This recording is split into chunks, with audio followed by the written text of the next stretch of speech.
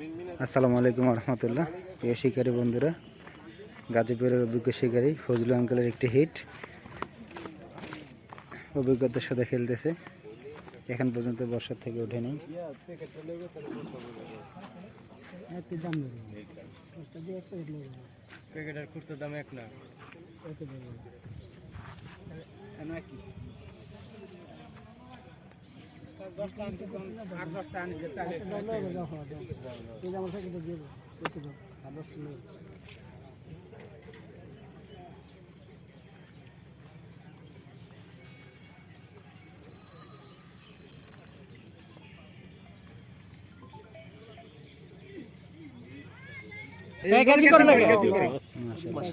খুব সুন্দর সাইজের একটি মিরগেল মাছ অবশেষে ক্যাচিং সম্পন্ন হলো।